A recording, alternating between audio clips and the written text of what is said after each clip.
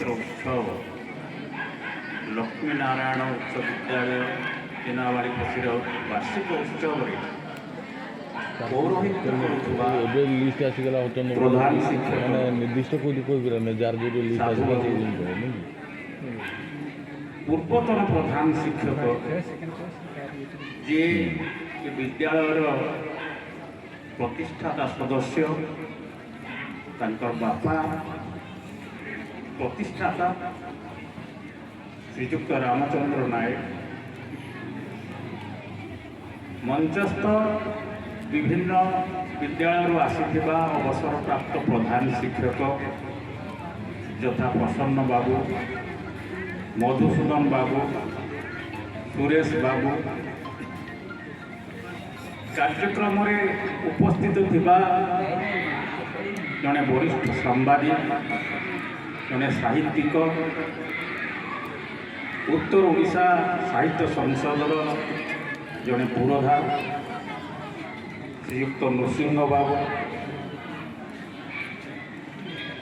एठारे उपस्थित पाटणा पंचायत समितिर अध्यक्षा श्रीमती बीणापाणी नायक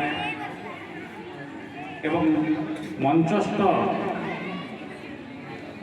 एपीओ महोदय श्रीयुक्त राय बाबू एवं अन्यान्य समस्त अतिथिवृंद मोर सम्मुखें उपवेशन करिथिबा ए विद्यालय छात्र छात्री पूर्वतन छात्र छात्री वर्तमान अध्ययनरत छात्र छात्री सेमानकर बापा माँ गाँव मुरबी हितैषी युव बंधु सांबादिक बंधु आज आपण मैंने मत एक हरड़ घोड़े पकड़ एक दिविधार पकड़ साधारणतः जिते सबू कार्यक्रम थाए जिते सब उत्सव थाए मत मुख्य वक्ता हिसाब से निमंत्रण मिलता एवं मुख्य वक्ता पाखे समय प्राचुर्य थाए एवं तांकर वक्तव्य शुणा व्यक्ति मानकर आग्रह थाए श्रद्धा थाए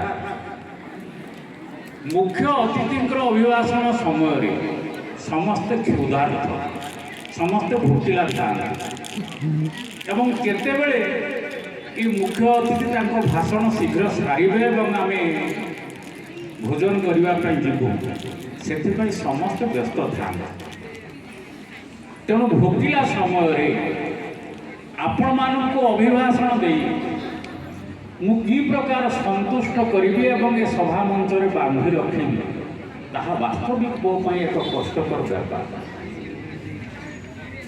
आपण मानकर प्रिय सांबादिक बंधु नृसिंह बाबू मोर भाषण शुणापी से उपस्थित अच्छा कहले एठारे मोर सान भाई जे कार्यक्रम को परिचालना करुच्ची चारू जहाँ आप प्रदीप्त सरंग हिसाब से जानती से संभावना को स्वीकार करी से संभावना को देखी मत एठारे मुख्य अतिथि हिसाब से प्रथम निमंत्रण जन तेणु मुझे प्रकार संतुष्ट करी से कथा मो मन भितर द्वंद्व लगी रही सब मो मन भितर गोटे जमी विरोधात्मक आभास आसे पारिबे ना किंतु ये विद्यालय को मुझे धन्यवाद देवाई चाहे जे विद्यालय 2 वर्ष तले वार्षिक उत्सव में मत निमंत्रण करता अतिथि हिसाब से किंतु सेतेबेले राजनैतिक व्यस्तता जो मानवर विधायक सेतबेलर विधायक व्यस्त विव्रत रहिले जहाँफल सभा परिचालना समय मोर वक्तव्य को मुझे सठिक भाव ठीक ढंग से उपस्थापन कर मनरे अवशोष थिला एवं बारंबार आपण मानकर प्रधान शिक्षक साधुबाबू जी ମୋ ତଳ ବ୍ୟାଚରେ ମଧ୍ୟ ପଢ଼ୁଥିଲା ଆମ ଅତି ଘନିଷ୍ଠ, ତାକୁ ମୁଁ ପଚାରୁଥିଲି ଯେ ତୁମର ବାର୍ଷିକ ଉତ୍ସବ କେବେ ହେବ? ସେଇ ଯେଉଁ ଅଧା କାମଟି ମୋର ଥିଲା, ସେଇ ବାର୍ଷିକ ଉତ୍ସବର ତାକୁ ମୁଁ କେତେବେଳେ ପୂରଣ କରିବି, ଏଇ ଉଦ୍ଦେଶ୍ୟ ମୋର ଥିଲା। ତେଣୁ ଆଜି ସେ ସୁଯୋଗ ମୋତେ ଦେଇଛନ୍ତି, ଅବଶ୍ୟ ମୁଖ୍ୟ ଅତିଥି ହିସାବରେ, କିନ୍ତୁ ମୁଁ ଚେଷ୍ଟା କରିବି ତାଙ୍କର ଯେଉଁ ଉଦ୍ଦେଶ୍ୟ, ଅଭିପ୍ସା, ଯେଉଁ ଇଚ୍ଛା, ତାକୁ ମୁଁ ପୂରଣ କରିବି। ଆପଣମାନଙ୍କୁ କ'ଣ କହିବେ? ଅନ୍ୟମାନେ ଅନେକ କଥା କହିଲେ, ଶିକ୍ଷା ବିଷୟରେ ବହୁତ କଥା କହିଲେ, ଗୁରୁ ଶିଷ୍ୟର ସମ୍ପର୍କ କଥା କହିଲେ, ନୃସିଂହବାବୁ ତ ଆଉ ପାଦେ ଆଗେ ଯାଇ ବିଦ୍ୟା ଦଦାତି ବିନୟମ କଥା ବି କହିଲେ।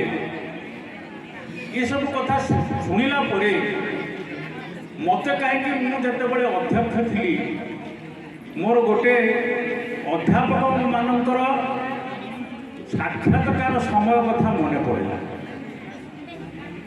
ଯେଉଁ ଅଧ୍ୟାପକମାନଙ୍କର ସାକ୍ଷାତକାର ଚାଲିଥାଏ, ଧରଣୀଧର ବିଶ୍ୱବିଦ୍ୟାଳୟରୁ ଜଣେ ରସାୟନ ବିଭାଗର ଛାତ୍ର ଶତକଡ଼ା 80% ନମ୍ବର ରଖି, ଆପଣ ଚିନ୍ତା କରନ୍ତୁ, ଶତକଡ଼ା 80% ନମ୍ବର ରଖି ଅଧ୍ୟାପକ ପଦବୀ ପାଇଁ ପ୍ରାର୍ଥୀ ହୋଇଥାଏ। ତାଙ୍କୁ ସାକ୍ଷାତକାର ପାଇଁ ଡକାଗଲା ଏବଂ ସେହି ସାକ୍ଷାତକାରରେ ତାଙ୍କୁ ଯେତେବେଳେ ପ୍ରଥମ ପ୍ରଶ୍ନ ପଚରାଗଲା ଯେ ରସାୟନ ବିଜ୍ଞାନ କହିଲେ କ'ଣ ବୁଝୁ? ଆମେ ସାଧାରଣ କଥା, ସାଧାରଣ ବ୍ୟକ୍ତି, ଆମେ ସାଇନ୍ସ ବିଜ୍ଞାନ ଏତେ ପଢ଼ିନି, ଆମେ ଜାଣିନୁ, ସାଧାରଣ ଆମର ଜ୍ଞାନ ନାହିଁ, ଆମକୁ ରସାୟନ ବିଜ୍ଞାନ କହିଲେ କ'ଣ ବୁଝେ ଏତିକି ବୁଝେଇ ଦିଆଯାଏ।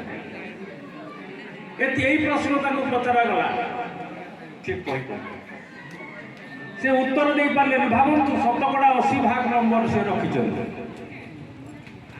ଏ କଥା ମୋତେ ଆଶ୍ଚର୍ଯ୍ୟ ଲାଗିଲା, ଆଚମ୍ବିତ ହେଲି। ମୁଁ ତାଙ୍କର ଯିଏ ଏଚଓଡି ଥିଲେ, ତା ପରବର୍ତ୍ତୀ ପର୍ଯ୍ୟାୟରେ ସେ ବିଭାଗୀୟ ମୁଖ୍ୟ ଥିଲେ ଏବଂ ପରବର୍ତ୍ତୀ ପର୍ଯ୍ୟାୟରେ ତାଙ୍କର ଧରଣୀଧର ମହାବିଦ୍ୟାଳୟର ଅଧ୍ୟକ୍ଷ ମଧ୍ୟ ହୋଇଥିଲେ। ତାଙ୍କୁ ପଚାରିଲି, ସାର୍, ଶତକଡ଼ା 80% ନମ୍ବର ରଖିଥିବା ପିଲା ରସାୟନ ବିଜ୍ଞାନ କ'ଣ ଜାଣିପାରୁନାହାନ୍ତି? ସେ କହିପାରୁନାହାନ୍ତି କାହାକୁ ରସାୟନ ବିଜ୍ଞାନ କୁହାଯାଏ? ନା, ଆମର ପରୀକ୍ଷା ଢାଞ୍ଚା ସେମିତି ହେଇଗଲାଣି।